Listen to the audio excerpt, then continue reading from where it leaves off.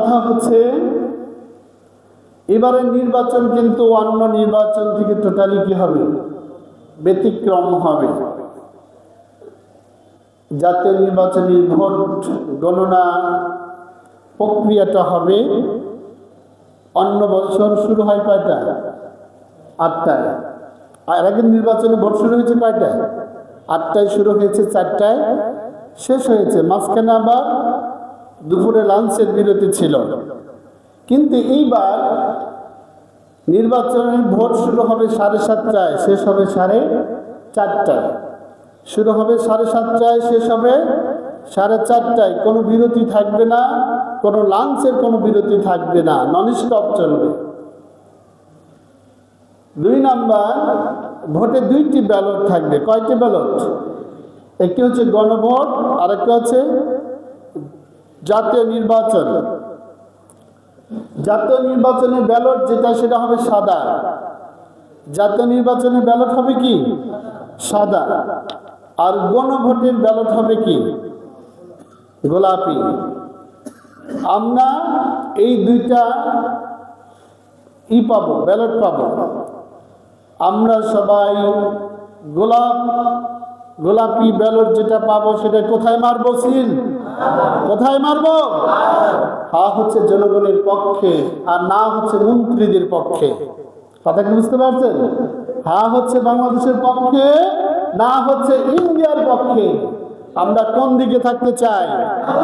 যুগে যুগে আমাদের দেশে যারা নেতৃত্ব দিয়েছে, তারা নেতৃত্বের চেয়ারটা টিকিয়ে রাখার জন্য ভারতের আধিপত্যের কাছে মাথাটা বিক্রি করে বডিটা বাংলাদেশে রেখে দেশের মানুষকে নির্যাতন, নিপীড়ন, শোষণ করেছে। ফলে দেশের মানুষ যার যতটুকু অধিকার পাওয়ার দরকার ছিল, আজ পর্যন্ত সেই অধিকারটুকু পায় নাই। এই জন্য আমরা ভোট দেব কিসের পক্ষে? হায়ের পক্ষে। আরেকটি ঘোষণা হচ্ছে, প্রত্যেক বছর এর আগে যতগুলো 12টি নির্বাচন হয়েছে, সেনাবাহিনী মোতায়েন হয়েছে 40 থেকে 45 হাজার। কিন্তু এবার সেনাবাহিনী মোতায়েন করছে 1 লক্ষ। কত লক্ষ? 1 লক্ষ, ডাবল করে ফেলেছে। এরপরে যাদের মাথার মধ্যে চিন্তা ভাবনা নেগেটিভ আছে, সেটা কিভাবে আপনি কন্ট্রোল করা যায়, নিয়ন্ত্রণ করা যায়, এই জন্য প্রত্যেকের বডি ক্যামেরা কি করা হয়েছে।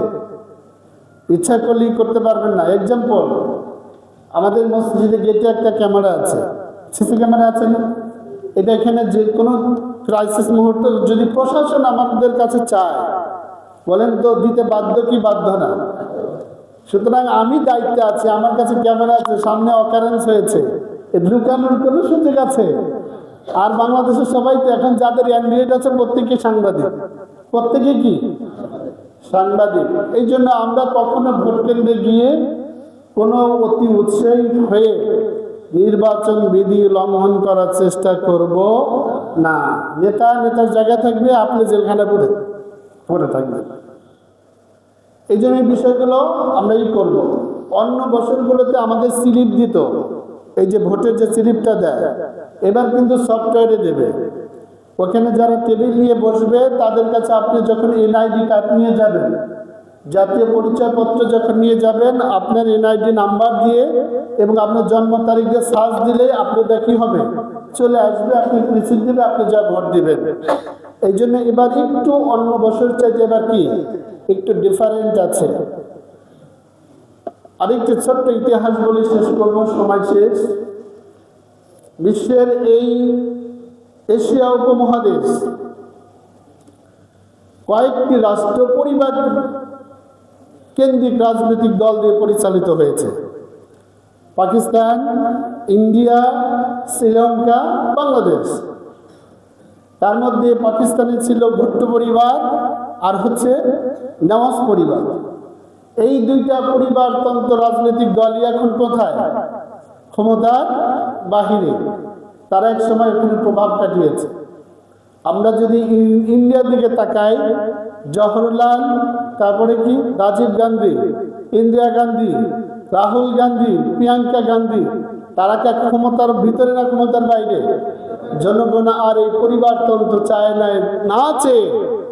যদিও মোদি আপনার বিদ্রোহী একজন ব্যক্তি, মোদি একজন আপনার কসাই ব্যক্তি, তার পক্ষে তাকে মানুষ সাপোর্ট দিয়েছে, কিন্তু পরিবারগুলোকে কি করছে? বাদ দিয়েছে। শ্রীলঙ্কায় ছিল পাকশি পরিবার। পাকশি পরিবার ক্ষমতার ভিতরে আছে না বাইরে? বাহিরে। পরিবার বাদ দিয়ে দিয়েছে জনগণ। বাংলাদেশে 2 পরিবার শেষ, শেখ পরিবার আর কোন পরিবার? এরশাদ পরিবার। এরশাদ পরিবারের সাথে দল শেষ, শেখ পরিবারও শেষ। একটা পরিবার আছে, এবার জনগণের মধ্যে যে জোয়ার চলছে, তারা আর এই পরিবারতন্ত্র রাজনীতি বাংলাদেশে দেখতে চায় না। তারা সিদ্ধান্ত নিয়ে ফেলেছে এখানে 3য় মানুষকে দেখতে চায়। সুতরাং এই নির্বাচনকে আমি ইমাম হিসাবে আমার দায়িত্ব থেকে বলছি, আপনি আপনার পছন্দের মানুষকে ভোট দিবেন। অবশ্যই ইমান আপনি যদি ভোট দিতে যান, যে ইমানদার হিসাবে আপনাকে প্রথমে দেখতে হবে ব্যক্তি সৎ কিনা, ইমানদার কিনা, পরহেজগার কিনা, আমানতদার কিনা, যোগ্য কিনা, মানুষের কল্যাণে কাজ করবে কিনা। অন্ধভাবে আপনি ভোট দিলে ইমানদার হিসাবে আপনার সেটার কি করতে হবে? দায়ভার পরিপূর্ণভাবে নিতে হবে। সুতরাং আমরা কোনো অন্যায়কারী ব্যক্তিকে, কোনো অপরাধী ব্যক্তিকে একটা ব্যালটের মাধ্যমে সিল দিয়ে পছন্দ করে নির্বাচিত করলে ওই ব্যক্তি যত অপরাধ করবে ওই অপরাধের একটা অংশ আমাকেও নিতে হবে। আমরা কি অপরাধের অংশ নিতে চাই? নিতে চাই? আল্লাহ আমাদেরকে সঠিক পথে থাকার তৌফিক দান করুন, আমিন। ওয়া আখিরু দাওয়ানা আলহামদুলিল্লাহি রাব্বিল আলামিন। আসসালামু আলাইকুম ওয়া রাহমাতুল্লাহি ওয়া বারাকাতুহু।